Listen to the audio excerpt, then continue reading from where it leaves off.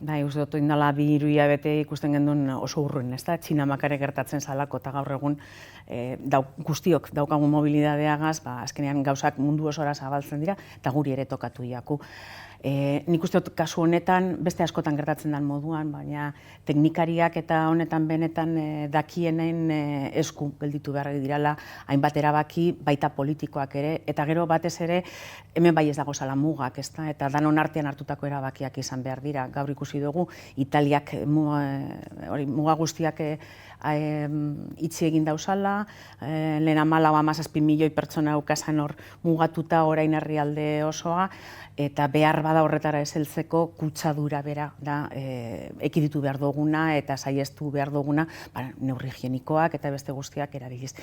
Nien gai baloatzeko egia esan, zer suposatzen dauan, edo zer egin behar dan. Zer suposatzen dauan bai, azkenean hiritar moduan gauza asko norberari tokatzen jakoz, baina horre ere erantzukizunez jokatu beharko dugu. Nire semeak oso nagusiak dira, ez eta tokatzen ja umen zaintza hori, baina inguruan jente asko daukat, horretaz be arduratu beharko dana eta ez da erreza izango, eta horrek gero ondorio ekonomikoak ere izan beharko ditu, beraz, behar bada neurri batzuk, baliabide ekonomiko batzuk ere erresten alegindu beharko dira, ze bestela ez da erreza izango, ez da, lan eusteak badagoz, eta abar, hor laguntza bat beharko da nun baitetik, eta hori dana batzea ez da erreza izango. Alor ekonomikoan biak dagoz, ez da, zaintza horretan derrigorre egin beharko dugun gauza danez gainera, zerbait baliatu beharko da horretarako, baina bestalde batetik ekonomikoan, arlo ekonomikoan ere, gaur entzun dugu edo atzo bebai, sailburuak aipatu dauena, hainbat euskal enpresek badauki arazori, ez da, komponente batzuk edo pieza batzuk ez dira helduko Txinatik orain 2-3 asteko atzerapen horregaz dabiltzalako eta Italia hitzteak ekartzen dauzkun galera. Nik uste dut hor bai instituzio guztiak eta enpresak eurek alegin bat egin beharko dauriela. Hau danon erantzukizuna da, gizarteari eskatzen jako erantzukizunez jokatzea, edabidei ere baita, nik uste dut horretan batzuk enduta gehiengoak egia esan oso lan bikaina egiten ari dirala, baina enpresek ere zerbait jarri beharko dute beren aldetik, ez da? Langileek sarritan jartzen dabe, enpresak eskatzen dautzienean beste gauza batzuk, momentu honetan enpresak berak jarri beharko dau, gizarteak behar dagoelako. Egin beharko da bai, eta baina gertatzen jaku guri, Arabako kasuagaz, ez dakigu beste herrialde batzutara edatuko den ala ez, baina ikusten ari gara Madrilen edo Bartzelonan gertatzen dana. Hau mundu mailako gertaera banda, egia esan, eta uste dut herrialde batzutan hobeto ekiditu izan dela eta horrek egiten ari dirana begiratu beharko dugula. Eta ikusten duguna baita da, guk gaur sufritzen duguna edo pairatzen ari garena beste herrialde batzutan oin dela 2 aste gertatu zala, ez da? Hobeto egin dauenetan fijatu beharko dugu. Nik hor gauza bi aldenduko neuke, ez bata kanpaina bera, eta egia da, danok daukagu hori buruan, prestatzen ari gara, egunotan horretan gabiltza gainea buru belarri, egutegi bat ere eginda daukagu eta dana planifikatuta moduren baten, hori parte bat da. Hori garrantzitsua izanik ere, ze uste dut, kanpainak horretarako egiten dira, ez da, gizarteari helarazteko zeintzuk diran gure proiektuak, programa eta beste guztia, baina garrantzitsuena niretzat kanpaina bera baino, kanpaina bertan bera gelditzen badabe, arazo bat izango litzake, baina uste dut ez dela garrantzitsuena, apirilak 5ean daukagun eskubide hori benetan bermatua egon daiten horretarako baliabideak jartzea izango da, niretzat gauzari behar bada garrantzitsuena bai, baina kezkagarriena be bai, ez dalako erreza izango, ikusi dugu oraintzu bezalean Italian bertan hauteskundeak izan dira, horretarako protokolo batzuk ere agindu izan dira, kasu batzutan bete egin dira beste batzutan ez da erreza izango, baina nik uste dut garrantzitsuena dela boto emon behar den egunean, apirilak 5ean, guztiok izan dagigula, gure eskubide hori ondo bermatuta. Kanpaina, ikusiko dugu, egunez egun guk ere aldaketak egunez egun egin beharko dugu, eta instituzioetatik eta benetan honetan ardura daukienetatik esaten dauzkoenaren arabera alderdi guztiak egin beharko dugu, eta junta elektoralak ere izango da hor zer esanik. Galizian ere gauza bera gertatzen jakie, baina egia da han egoera momentuz eta holan izan daitela ezberdina dela, ez da. Hanen be hauteskundeak dago oso garrantzitsuak, badirudien gainean nahiko borrokatuak izango dirala hainbat tokitan, eta urretik tokatzen jakusanak, egia da, eskolak esate baterako umeak eskola bari gelditu dira, baina eskolak eurek ez dago eskutzatuta, eta umeak bez, baina esan nahi dut, ez dira, zeba diru da ume guztiak kutsatu dazala. Baina, bueno, horrek garbi zaindu eskero eta mantendu eskero ere, nik uste hori egongo dala, baina ikusi beharko du ordurako bai, zer gertatzen den, esate baterako, zera, transporte publiko osoarekin, eta abarez, eta hainbat jentek, bazakit, residentzietan dagoan jenteak, nahi izaten dago joatea, ospitaletan egoten danak betik aukera hori emoten jakie bai, ambulantzien bidez eta baliatu egiten da, hainbat baliabide jartzen dira horri, eskubide hori bermatu daiten, ez da? Oso komplikatua izan daiteke bai. Eta uste dut, gainera, dakidanez, arautegiak edo behintzat legeak ez dauela ikusten edo aurre ikusten, hauteskundeak ez daitezela egon edo atzerapenik, eta orduan, bai, komplikatua izango da. Denbora falta da, eta behar bada kurba horretan ere onera joango da gauzea, ez? Eta esperantza horretan nago behintzat. Bai, lehenengo eta behin nik uste dut gogorrena momentu honetan, baina hasieratik familien euren egoera dela, ez da? Hilabete luzea pasau daia, gorpuak ez dira ondino agertu, eta ezin neik imaginatu benetan familiak zelan bizi dauen, ez eta transmititu izan dauzkuen. Garrantzitsuena da jakitea bai, lehenengo momentutik ez dela beste lehentasunik egon, kasu honetan, eta zuk aipatu duzu orain, gerora, beste asko egon beharko dira bai. Eta egia da, espediente batzuk eta zabaldu dirala, eta epaileak bide hartu da horiela ikerketa batzuk egiteko, eta horrek bere bidea eroango deu, eta gero Jaurlaritza barruan, eta beste instituzioetan ere, enpresaekiko, eta baita euren ardura izan dana, argitzeko.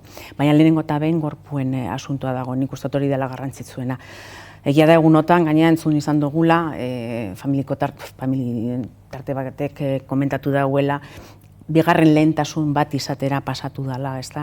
Nik argitzi nahi neuke, ez dago beste lehentasun bat, ezin leitek egon, ez da egon lehenengo momentutik, gainera gorpuak aurkitzearena izan behar da garrantzitsuena, eta egiten ari diran lan guztiak horreri begira dagoz, baina egia da, tokia oso berezia dela, jauzia oso berezia da, handagozan aldapak eta izan den moduko jauzia izan da edozein lekutatik ezin da bertara heldu, eta heltzeko ere bide barriak eta egin behar izan dira, hori iruditan ikusi dugu, eta guzti horrek denbora asko daroa, naiz eta, 2-3 turnotara lan egiten den sarritan, ahal izan diran eta baliabide tekniko eta material guztiak jarri diran, eta baita pertsona eta gizakienak.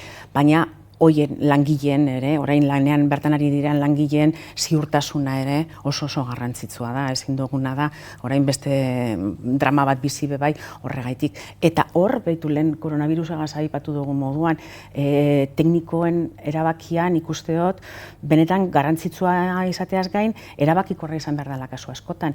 Momentu batzutan lanak gelditu izan diranean, geologo taldeek erabakitako arrazoiagaitik izan da, eta eurek daroe teknikoki benetan lanaren hildoa, eta usteot horretan oso errespetagarria izan dela, eta gainera egin behar dela horrela. Beste gauza bat dago egia da, eta behar bada hasieratik ez dugu jakin izan, eta hor autokritika ere egin dugu, hori ondo transmititzeko lanak ez dugu ondo egin, baleiteke, ze badirudi beste sensazio bat gerre sortu dela. Ez dakit herritargo osoarengan edo ez dakizen batengan, baina hor zalantza sortu da, ez da? Benetan hasieratik lanak horretara burututa eta zuzenduta egozan ala ez, baina hasieratik horretara zuzenduta egon dira bi langileen gorpuak aurkitzera.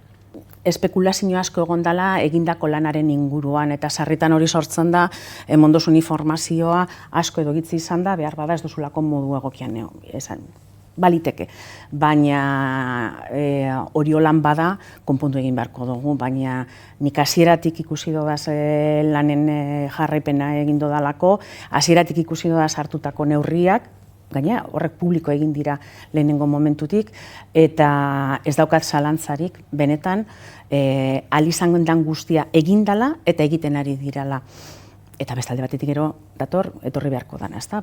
Beste ikerketa batzuk, eta ikusi zelan egoan, eta enpresak baldintza guztiak betetzen ebasan ala ez, jaurlaritzatik eta beste instituzio batzutatik egindako jarraipena be zehatza izan dan eta ondo egon dan, eta hori guztia argitu egin behar da. Baina momentu honetan lanak bertan dagoz, nahiko neuke jakin be bai enpresak zenbat jartzen dauen beren partetik, ze azken baten hau zabortegi pribatu bat da, eta instituzioen gain jarri da lan guztiaren ardura be bai, ezta? Baina, bueno, egin behar da, eta nik uste dut ondo eginda dagoala gainera, oraindik 2 pertsona dagozalakoan, eta nik ulertzen dut euren familiek eurekaz nahi da bezala, eta behar da ben dueloa egitea ezinbestekoa dela edozein familiarentzat. Erronka moduan bota euskun azkeneko aberri batzarrean, eta, bueno, erronka moduan ez dago txarto. Egia da, hau futbolean antzera, ezta? Inok ez da urten beharen patatzera, naiz eta Barsagaz jokatu, bueno, gupe badakigu irabaztera urten behar dugula. Uste dugulako gaina badaukagula zer eskaini gizarte honeri. Baina herrialde batzutan, eta ni Bizkaiko arduragaz nagoan honetan, ez da erreza. Gauzan mailetan beste bat gehiago lortzea Bizkaian, asko igotea da, boto kopuru handia behar da gaina Bizkaian, beste bat lortzeko, ez da beste legebiltzarkide bat lortzeko.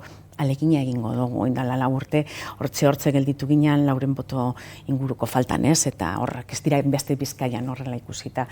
Dana dala, inkestak dira, eta gero normalean guk hauteskunde egunean ajustetxoren bat izaten dugu. Orduan inkestak, bueno, ziklo luze baten ikusteko izan daitezke adierazgarriak, baina hauteskunde eguna beste gauza bat. Eta azkenen urteetan ikusi dugu lehen usten gendun hauteskunde orokorretan, Espainiako hauteskundetan bakarrik aldatzen debala jenteak bere botua. Eta orain ikusten dugu udal hauteskundetan, foru aldundirako edo batzar nagusietarako hauteskundeetan, zein autonomikoetan, erresa dela jenteak bere botoa aldatzea, eta kanpaina asko eki doguz, eta hauteskunde asko azkenengo 2-3 urtetan, eta hautesle batzuk, hauteskunde bakoitzean, boto ezberdin bat emon izan da.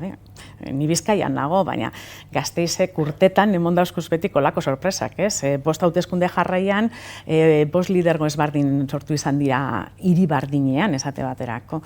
Bueno, beste aukera banda, boto emoteko beste modu bat dago, eta suposatzen dut politika ikusteko ere beste modu bat dagoala. Badeko, azaltzen doztan, ez dakit, guk lan egiteko modu bat daukagu, hori bai, eta, bueno, hurbiltasun bat, asko interesatzen jaku jentean zute. Badakit beste batzutan gure irudia ezberdina izaten dela behar bada, baina gustatzen jaku herrietara joan eta entzun, eta bertako jenteak zer esaten dagoan, zureak ez diranak zer esaten daben, ze etxekoak gehienetan badakigu zer pentsatzen daben, eta etxean kritikak modu batekoak izaten dira, ezta? Baina kanpoko jenteak eta horretarako entzun egin behar da, Bilboko alkateak sarritan esatzen dago, ez? Jenteak badaki ez daukazula betik erantzun bat, baina behar da jakitea entzun egingo dozu zala. Eta azkenean gehien irabazten dabanak entzuleak da. Diagnostiko beagorik ez duzu lortzen. Egia da, Bilbo inguruko hainbat herritan, eta behar bada, errekaren alde baten baino bestean, ezkerraldean, azkenen urteetan gertatutakoa oso esanguratsua da. Ezkerraldea eta mehatzaldea hartuta, 9 herritatik 8 Eusko Alderdi Jeltzalearen alkate edo alkateza bat dago. Bueno, eta nik ez dut uste soziologikoki, ezkerraldea eta mehatzaldea horren abertzale bihurtu danik.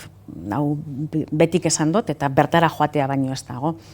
Baina horrek ere badeko bere alde ona eta erantzukizunezkoa bestea, ez da.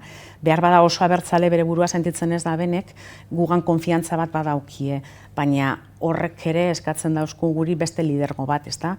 Nortasunaren, izakeraren eta herri honen konfigurazioa zer dan eta zer nahiko geunken azaltzea gestioaz aparte. Esan nahi dut, gestore hutzak moduan gure burua agertu beharrean, ze uste dut hori ez dela gure helburua, Eusko Alderdi Jeltzale moduan, gure helburu politikoak ere, ikusi dagia esala hauteslego horrek.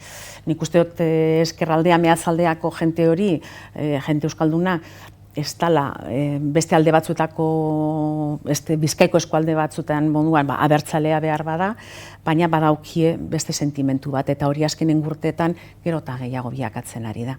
Eta egia da, bilakaera horretan ere, belaunaldi barri horrek behar bada abertzaletasunetik etorri ez tiranak, eta etxean beste batzuk bizi izan duguna, bizi ez da ben horrek, aldaketa nabari bat ere bizi izan da dela, eta nortasuna hor helburu izan da, ezta? Eta da, euskalgintza zabal baten eta euskarak berak, hizkuntza ere ja ezagutzen da belako, euskal kultura eurena ere sentitzen da belako, bertakoak izaki lengoak ere, baina hurbilago sentitzen da belako, guzti horrek behar bada lagunduta lortu beharko dugu bebai gero nortasun nazional bat beste modu baten edatzen, eta behar bada beste modu baten bilakatu beharko dalako. Nik ez dakiz zein den formula, baina uste dut hori aprobetsatu egin behar dugula, hori ez egoan lehen, hainbat Euskal Herriko, ez bakarrik Bizkaiko, hainbat Euskal Herriko txokotan, ez da, kanpotik etorritako jenteak esate baterako kultura hori ez eukalako bakarrik, eta orain euren seme-alabak eta bilobeketa badaukie, hortik nortasuna uste dut bebai landu genkiala. Behar bada, gure garaian izan zan moduan ez, baina bai, herri kontzientzia bat, behar da beste modu batekoa, sortzeko eta laguntzeko, sortarazte horretan laguntzeko moduan. Eta uste dut garrantzitsua dela, eta hor, hizkuntzaren indarrak uste dut asko egingo leukela. Bai, guk bide hori, oindala ja urte asko hasi gendun, batez be udaletzetan. Udaletzetan argi ikusten da 8 urte daroan batek, ja esaten dautzu nekatuta dagoala, udaleko lana. Ez dako, beste segaz konparazioaren gainera, nik uste dut Jaurlaritzako sailburu batek baino lan gogorra egiten dagoala Euskadiko edozein herritako, eta respetu osoa Jaurlaritzako sailburuei erabat, baina edozein zinegotzik, ez da? Eta hor beti behar dozu refreskatzen egotea. Guk sorionez eta zailtasun handiak daukaguz eta gero eta gehiago ez da erreza politika gintzan ibiltzea eta batez be, bizitza, familia bizitza lana eta gaina politika kudeatu behar badozu eta dana bateratu oso gatza da. Baina, alegindu gara eta uste lortu dugula. Eta ikustea baino ez dago, gure azkenengo 2019an, baina 2015an bebai, eta 2011an hasi izan oso indartzu aldaketa horrek emoten joan dira. Oraingoan gertatzen jakun bebai, legebiltzarrean talde asko barrizten da, Bizkaiko Zerrendaz ari naiz Leiz Uriarrizabalaga aipatu duzun horretan, talde asko barriztu da azkenengo urteetan, aldaketa asko kidoguz, jentea beste leku batzutara joan dalako. Gotzone Sagardui Bilboko udaletxera etorri zan, Josune Gorospe Madrilera, eta guk hori sarri egiten dugu. Oraingoan jente barri asko sartzen zan, eta aldaketa generazional hori handia izango da. Orduan, uste dut, urrengo 8-12 urtetarako lan on bat egiteko eta apurat perspektibarekin egiteko belaunaldi on bat heltzen dela legebiltzarrera. Eta egia da, Leixuri emakumea da. Baina emakumea jartzea zerrenda buru ez da izan helburu. Emakumeak sartzea zerrendan bai, nik uste dut gaina eta ni kuoten alde egoteaz gain uste dut hor alderdi bakoitzean lan bat badagoala, legeak markatzen da banaz gain, eta da partizipazio hori indartzea, ez da? Lehengoan irakurtzen genuen Daniel Inenaritiren artikulo bat eta hor zalantzak sortzen jaku zain bat emakumeri, ez da? Politika bera feminizatu behar dugun, edota politika emakumeen gana hurbildu behar dugun urrundu beharrean. Eta guzti horretan, baina nik uste dut generazioena hori belaunaldiena oso garrantzitsua da guretzat. Sartzen dan edo lehenengo postuetara heltzen dan jente horrek euki behar dauela ja 8-12 urteko perspektiba bat aurretik. Orain arteko esperientzia hona izan da, eta guk aldundi eta udaletarako barriztu egin dugu eta berretze egin duguz, barriztu egin dira, berretzi bai akordioa, baina barriztu egin dira akordioak, gaina neurri ezberdinakaz, eta esperientzia hona izan dalako. Ez da erreza, betik nahi duzu gainera gehiengo nahikoa izan, norberak berenak bakarrik ja batera jartzeko nahiko lan izaten da balako. Baina egia esan, esperientzia ez da ona izan da, ez bakarrik ez da latxarra izan, ona izan da.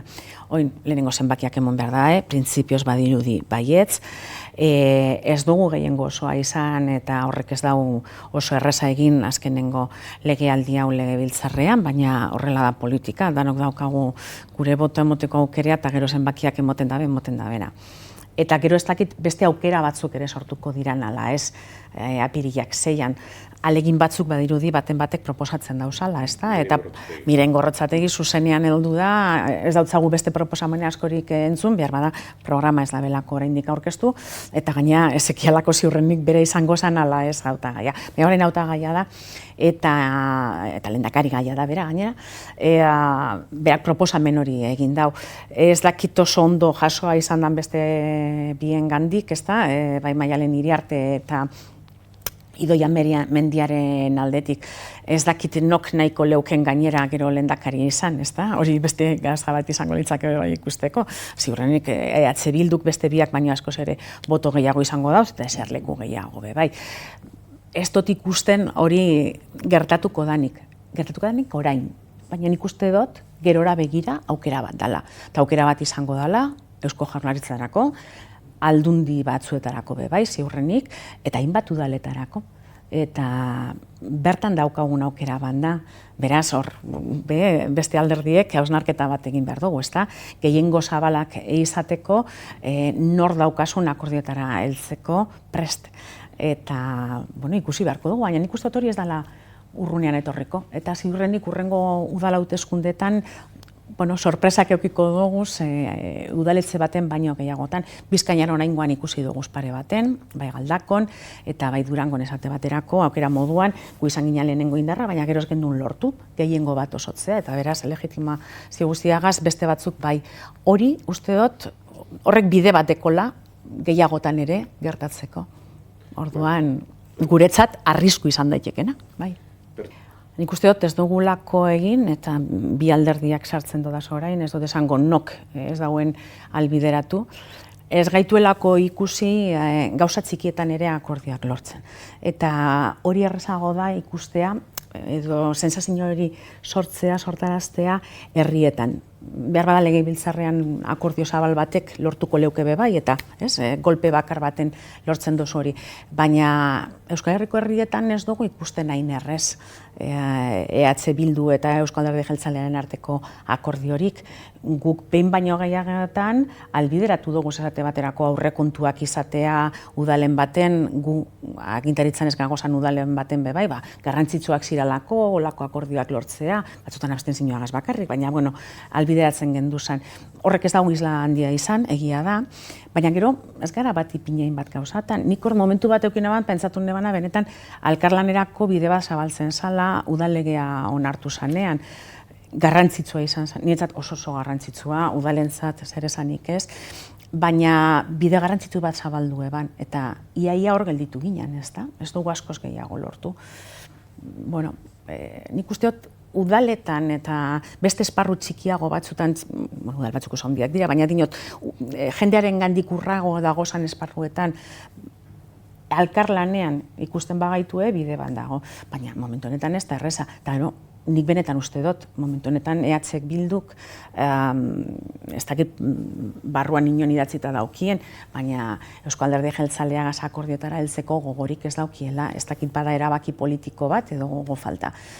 Uste dut momentu honetan gehiago dela erabaki politiko bat, baina, ez dakit hauteskundeak daukagu salako betik urrean, ala ez, orain 3 urte ustez eukiko dugu hauteskunde bakoak, ez da?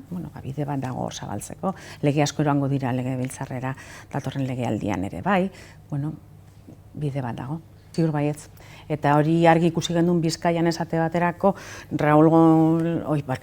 Raquel González eta Nerea Llanosen arteko lehia sortu zanean, Nerea Llanos ez da oso emakume biguna bez, eta bere planteamentutan ez da, baina hor ikusi gendun Raquel Gonzálezen bide hori nondi etorren eta ikusi izan dugu Batzar Nagusietan eta Bilboko udalean esate baterako, ez da? Ez dauki askoz be ordezkaritza gehiagorik, baina hor ikusi dugu.